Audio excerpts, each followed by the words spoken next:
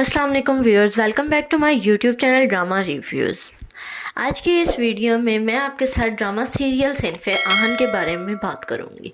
उसकी पहली एपिसोड में क्या कुछ दिखाया, इन गर्ल्स करैक्टर्स को कौन कौन सी प्रॉब्लम्स आगे फेस करनी पड़ेंगी, अब कौन सी वो फेस कर रही हैं और क्या क्या इनके साथ आगे होने वाला है, ये सब मैं आपके साथ शेयर करूँगी। ड्रामा का रिव्यू स्टार्ट करने से पहले मैं आपको ये बताऊँगी कि सिनफ़े आहन का बेसिकली मतलब क्या है। सिनफ का मतलब है औरत और आहन का मतलब है कोई ताकतवर चीज़। सो एक्चुअली इस ड्रामे का मतलब है पावरफुल लेडी। सो अब हम चलते हैं ड्रामे के रिव्यू की तरफ। सभी कैरेक्टर्स को एक्सप्लेन मैं वन बाय वन करूँगी। इस ड्रामे में 5 फीमेल एक्ट्रेसेस हैं। सारी एक्ट्रेसेस के कैरेक्टर्स को भी एक्सप्लेन करूँगी और उनकी प्रॉब्लम्स को भी डिस्कस करूँगी। सबसे पहले हमारे पास आती हैं सजल अली एज रबिया। ये लड़की इस्लामाबाद में रहने वाली दिखाई है और एक मिडिल क्लास फैमिली से बिलोंग करती है। इसके पेरेंट्स इसकी स्टडी ख़त्म होने के बाद कंटिन्यूसली रिश्ते देखना शुरू कर देते हैं। चूँकि ये लड़की एक टॉपर है, इंटेलिजेंट है, ये इस बात से बहुत अपसेट होती है कि 2 साल से मैं लोगों के सामने एज अ शो पीस बनकर बैठ रही हूँ। कभी उनको मैं नहीं पसंद आती, कभी मेरे पेरेंट्स को वो लोग नहीं पसंद आते। और अपनी मदर से ये कहते हुए दिखाया गया कि मैं 2 साल से लोगों के सामने एक मुजस्मे की तरह पेश हो रही हूँ। मैं एक टॉपर हूँ, मेरे जूनियर इस दुनिया को फ़तह कर रहे हैं और मैं घर बैठी मुजस्मों की तरह पेश हो रही हूँ। आप मुझे कुछ करने दीजिए।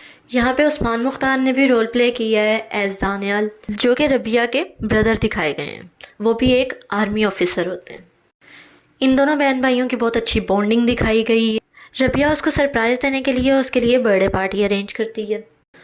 उसी दौरान आपने देखा रबिया दानियाल से कॉल पर बात कर रही होती है।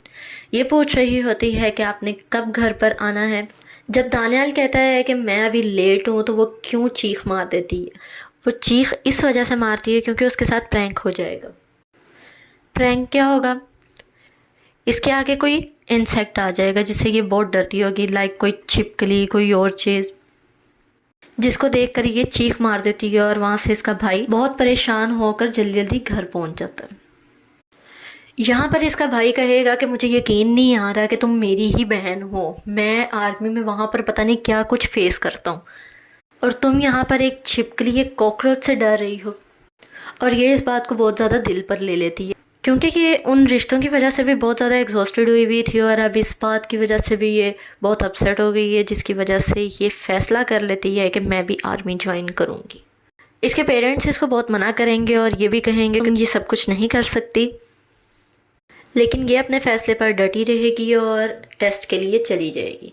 और आगे चलकर आप देखेंगे कि ये टेस्ट में पास हो जाएगी और यहाँ पर इसका मेरिट निकल आएगा। जब ये हो जाएगी टेस्ट में पास तो इसकी फैमिली इसको आगे जाने के लिए अलाउ कर देगी। इसकी वजह से ये बहुत ज़्यादा खुश हो जाएगी। आर्मी ज्वाइन करने के लिए इसको ज़्यादा प्रॉब्लम फेस नहीं करनी पड़ी।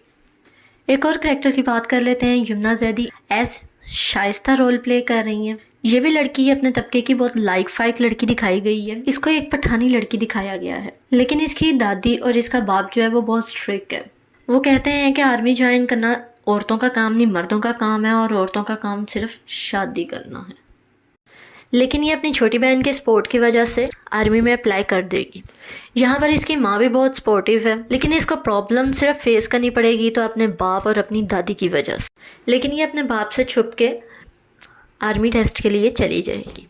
बाप उसका बहुत उस पर गुस्सा करेगा कि ये औरतों वाले काम नहीं, मर्दों वाले काम है और तुम किसकी इजाज़त के साथ वहाँ पर गई। फिर जब उसको वहाँ से कॉल आएगी कि इसकी सिलेक्शन हो गई है तो इसका बाप भी बहुत खुश होगा और ये अपने बाप को इतनी तसल्ली देगी, कहेगी कि मैं आपकी इज़्ज़त पर कभी कोई आंच नहीं आने दूँगी, आप मुझे आर्मी में जाने की इजाज़त दे दें। उसका बाप उसको आर्मी में जाने की इजाज़त दे देगा और वो आर्मी में चली जाएगी।